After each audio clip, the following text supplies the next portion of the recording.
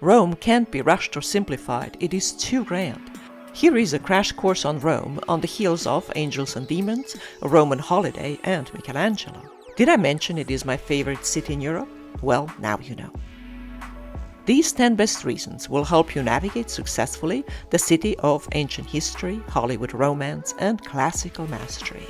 Ready? Reason number 1. Imperium. The Imperium Romanum, or the Roman Empire, saw its biggest expansion during the rule of the Emperor Trajanus in 117 AD, when it encompassed the regions of Armenia, Mesopotamia, Babylonia, Judea, Egypt, North Africa from Alexandria to Tangier, Spain, Portugal, France, Britain, the Balkans, Macedonia, Dacia, Pannonia, and of course Italy. Rome was its capital. This enormous growth came through military occupation and colonization. The ancient Roman civilization, based on the Greco-Roman culture, thus became one of the most advanced humanity had ever known, incorporating elements from so many other different peoples. Never had the world seen a more refined art period until then. It was the culmination of the classical era born with Homer about a millennium before. The Roman Imperium's demise marked the commencement of the Middle Ages, which were rightfully called the Dark Ages. It took men 1,000 more years to equal this enlightened time during its so-called rebirth epoch or Renaissance period, also born in Italy. What the Romans from the imperial time left us is visible in the remains, treasures and ruins of Roman temples, forums, amphitheaters, aqueducts, thermal baths, multi-story buildings and markets and shopping malls, roads, swimming pools and even restaurants. You might say these were built for emperors and nobles, but history has sadly rarely preserved much else. Rome has a number of museums where you can trace its lifetime from the earliest antiquity till today. You can visit the Palazzo al Temps and its museum, the Palazzo Massimo Museum, the Capitoline Museum, Trajan's Market and the Museum of the Forum, among many others. Rarely has humanity seen such exquisite, lifelike depictions of the human body and the fashion of the time, accurately chiseled in thousands of sculptures now still standing in Roman art and history museums, both in Rome and around the world. But what impressed me the most since very early on are the Roman faces. I have the feeling that I met a good part of Rome's people, as they lived and breathed almost 2,000 years ago. These were sculpted in stone, marble or bronze, but look more lifelike than any other sculptures made before or after. Their attitudes are not exaggerated, they just live on, defying time. You have to hurry to see them. I have the feeling that, anytime now, they will come to life, step down from their pedestals, and walk out of the museums. Reason number 2, Roman holiday. Rome has so many places of interest that limiting myself to the 10 best is a real struggle. Thus, let's follow the steps of the protagonists of the movie Roman Holiday with Audrey Hepburn and Gregory Peck, a love story filmed in 1953 through the streets of Rome. Audrey went on to receive an Oscar for this performance. The Crown Princess Anne falls in love with the journalist Joe. She runs away right into his arms, but has to eventually return to her royal duties in the end. But not before he plays tour guide of Rome for her. Here are some of the romantic stops of the couple. La Bocca della Verità, the mouth of truth, an ancient Rome mask supposed to bite off the hands of liars. They meet at the Spanish Steps. These are quite new in comparison with the Bocca, built in the mid-1700s, and unite the area of the French Bourbon Church of Trinità dei Monti with the so-called Holy See, the papal area of Rome.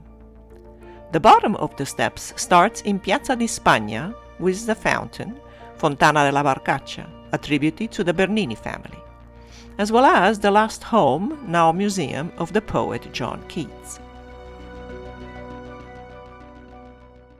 They toured many other places, which I'll brush upon later. Last but not least, they used the Fontana di Trevi as a location, same as the incredibly chaotic, erotic, unhinged 60s movie by Federico Fellini, La Dolce Vita, which we mostly remember for Anita Ekberg and Marcello Mastroianni's plunge into the Trevi fountain. The fountain dates from the 1700s and is one of Rome's most admired and visited touristic sites. I believe that it is the most recognizable fountain in the world. A Baroque masterpiece, it is located at the end of an aqueduct used in ancient Rome, which still provides the waters of the fountain today, and is named for sitting at a meeting point of three converging roads, Tre Vie.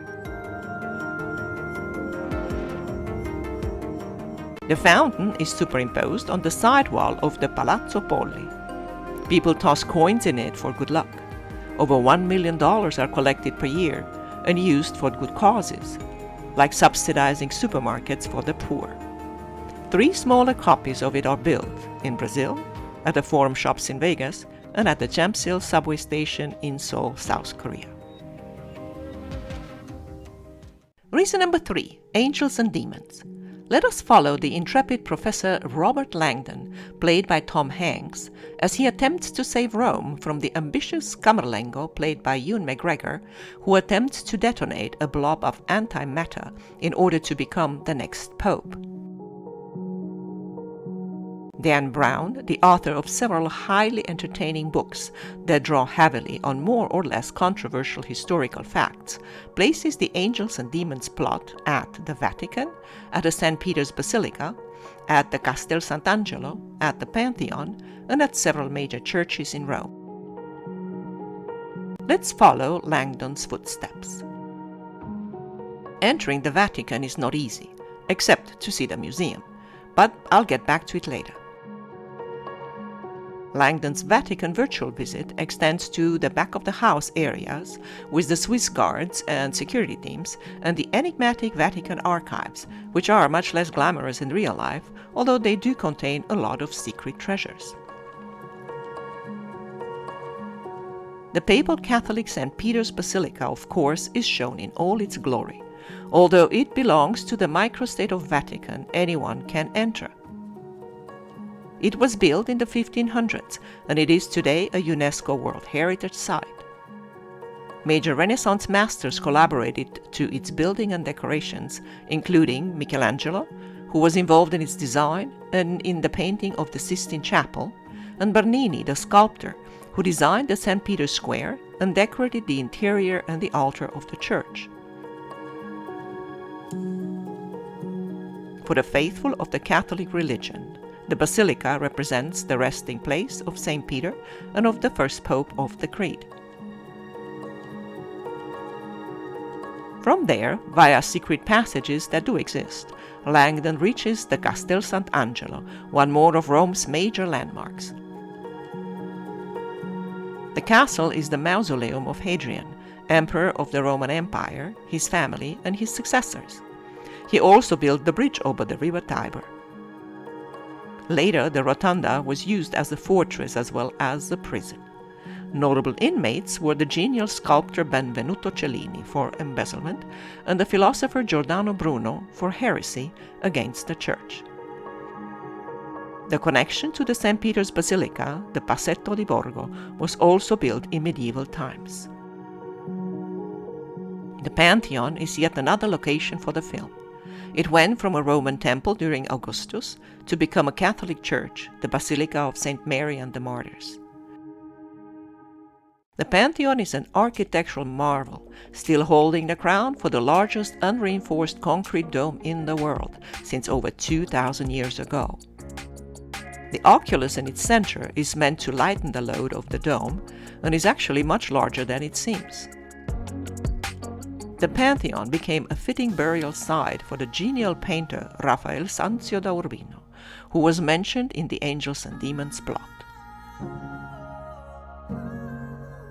Other locations were, be it virtually or literally, the churches of Santa Maria della Vittoria, Santa Maria del Popolo, and St. Agnes in Agone, Piazza Navona, and more. I hope you enjoyed the movie. Reason number 4, Colosseum. Although the seating capacity of the Colosseum is still debated, it is safe to estimate that since its opening in the year 80 AD, it remains the largest amphitheater or arena ever built. Over 50,000 people were able to assist to events. Still, the nearby Circus Maximus sports stadium of the Roman capital had a capacity of 300,000, and it remains the largest ever known. The difference between the two was that one hosted athletic competitions, while in the other, people and animals were slaughtered regularly. For its inaugural games, over 9,000 animals were killed. Gladiators could become famous, but they lived short lives. The tradition could have originated as a military ritual to boost morale. Nevertheless, most of Rome's gladiators and their counterparts were undesirables, slaves, convicts, or prisoners of war. The most famous gladiator who later became a military leader was Spartacus, who revolted against slavery. Emperor Trajan used 10,000 gladiators and 11,000 animals to celebrate his victory over Dacia, today's Romania.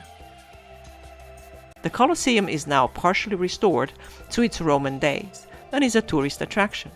It is part of the new Seven World Wonders and a UNESCO World Heritage Site. Get a fast-track combo ticket and visit the Roman Forum along with the Colosseum. Both are located in the center of Rome.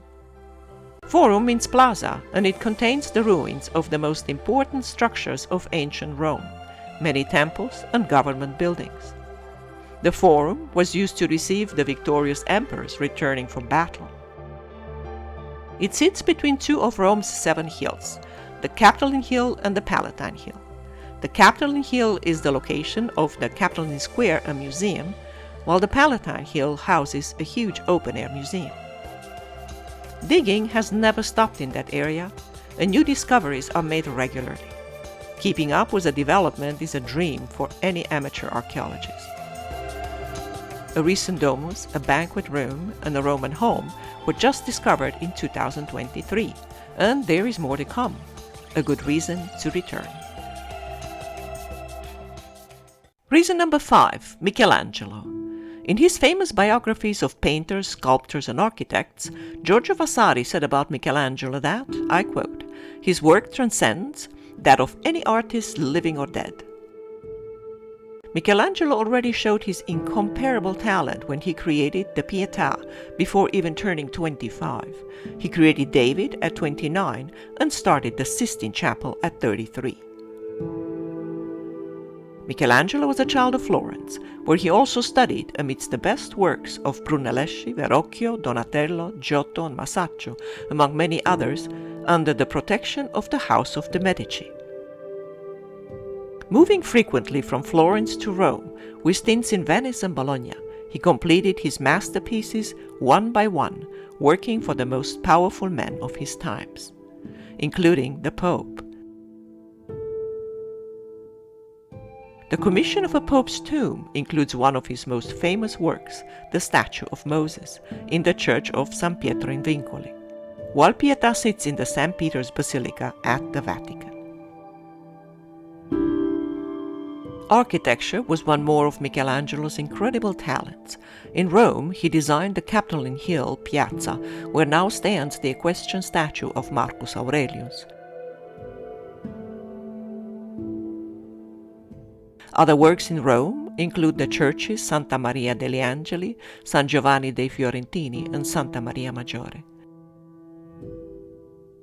He was later named the architect of the St. Peter's Basilica. His genial work contributed to turning the Vatican Church into the remarkable and recognizable one we know today. You can climb the dome, his masterpiece, and see Rome from above. I highly recommend it. Although sculpting was his main trade, he was commissioned to paint some of the Sistine Chapel. He endeavored to do the entire ceiling in 4 years, spanning over 500 square meters and containing 300 figures. The section showing the creation of Adam by God is one of the most known Renaissance masterpieces, along with the Delphic Sibyl. The Sistine Chapel also contains wall sections created by Botticelli, Ghirlandaio, Perugino and Raphael. Michelangelo also painted the Last Judgment fresco on the altar wall. The chapel serves as papal conclave, where cardinals vote for new popes, like we've seen in the Angels and Demons movie. Reason number 6, Vatican. The entrance to the Vatican through the Vatican Museum gate is underwhelming, considering what awaits for you inside. Prepare yourself for a marathon of art history. Since the 1500s, when the statue of Laocoon was found in a local vineyard and immediately put on public display, the popes have collected historic treasures and art pieces from around the Mediterranean, once the Roman Empire, from the Etruscan and the Egyptian civilizations on. Upon entering, you are guided through, among many others, the Pio Clementino Museum, named after 2 popes, through Raphael's loggias and painting halls, Etruscan Museum, Egyptian Museum, the Borgia Apartments, the Gallery of the Candelabra, the Gallery of the Tapestries, the Gallery of the Geographic Maps, the Vatican Library, the Museum of Modern Religious Art, several chapels, and ultimately through the Sistine Chapel, left to the very last to take your breath away. Although there is a very valid historical dispute over the ownership of such treasures, their conservation, restoration, authentication, record-keeping and safekeeping has to be attributed to the museum alone, as well as providing the space for the public to admire them. My first-time impression was pure awe, starting with the location. Bramante's staircase is maybe one of the most photographed in the world. The double spiral leads into the museum. Then the ceilings of all the rooms and galleries. You can literally go in just for these. Beautifully painted, decorated and gilded, and kept in pristine conditions, you can't take your eyes away from them. Photography is permitted. One of my favorite sections was the Etruscan one. Predecessors of the Roman Empire, the Etruscan civilization occupied a good part of today's Italy, and you can tell where from did the Romans get their finesse and artistry. The Vatican Pinacotheque is home to the most stunning creations of Italian painters. The list includes, among many others, Giotto, Bellini, Lippi, Perugino, Correggio, Veronese, Caravaggio, Tizian, Da Vinci and Raphael. Pieces such as the School of Athens or the Transfiguration by Raphael are just a few highlights. An overwhelming number of Greco-Roman statues are preserved in the Vatican, maybe some of the most iconic ones. From Laocoon to the statues of Augustus, Apollo or the sleeping Ariadne, the level of artistry is just exquisite. The Hall of the Animals in the Pio Clementino Museum is also very impressive. The museum offers a skip-of-the-line ticket you can book on their website. The lines to enter are sometimes very long. You can also see other parts of the Vatican, gardens and the Papal Palace with a separate ticket. Reason number 7, Italy. Rome is the capital of Italy, one of the most gorgeous places on earth. Each part of Italy is a tourist attraction, if you ask me. It is hard to choose where to go and what to see. Rarely has a country safeguarded more of its historic sites than Italy. Maybe their sense of style and beauty has made it hard to part with the past. This country, where both the classical and the Renaissance periods were born, and which is today the epicenter of art and fashion, has maintained the perfect landscape to showcase it all. When in Rome, if time allows, try to see more of Italy. The main cities you can reach easily from Rome are Florence, Bologna, Venice, Pisa and Napoli. There are train connections to all, plus buses you can take to go slow and enjoy the views. In Florence, make sure you cover your ABCs, meaning the Cathedral and the Santa Croce Basilica, the Pitti and the Uffizi palaces and museums, and the scenic panoramas offered by the Ponte Vecchio and the Piazzale Michelangelo. More about Florence coming up in a separate episode. When visiting Florence, a worthy competitor of Rome in every aspect, you can also adventure into the countryside and meander through the roads of Tuscany. Don't miss Gimignano while you are at it. In Florence, make sure you have a battle plan and book tickets for museums and sites ahead of time. But if you just choose to relax and meander, it is the ideal place. Under the same vein, Venice and Bologna are cities to wander around. But don't postpone it too much. Both have too many historic parts that have been heavily eroded by time, weather, pollution, and visitors, and these might not be open or even there next time. Pisa is a must-see for all selfie lovers. But don't be fooled, the city is much more than its leaning tower, cathedral, and baptistry, with a load of other historic monuments and sites. From Rome, you can also head south to Napoli, a bright seaside city of a respectable size. Napoli has high-rises as well, but the view over the ominous, active Vesuvius volcano is not obstructed. On the opposite side, by the Tyrrhenian Sea, the sights change to deep blue, bays, inlets, islands, and boats. The island of Capri and many others await, as well as a ride along the sinuous Amalfi coast. You don't know how paradise looks like until you have been there. I'll stop here, but we will certainly talk more about Italy. Just make sure you get there. Reason number 8, Navona. Let's say that we're back in Rome and are going out for a pizza. We all know the term tourist trap, correct? Well, I have my own take on it. Touristic places that charge more for the location are entitled to do so. After traveling the world, I can say that I never regretted stepping into such traps by my own volition. Swarming with tourists, ambulant artists, and peddling musicians, Piazza Navona is worth every penny. The food is good, because Italians can cook badly even if they try. The music and the artists are charming. And the beer is cold. A perfect afternoon. Unknowingly, you lounge and dine on top of Domitian Stadium from the 1st century AD.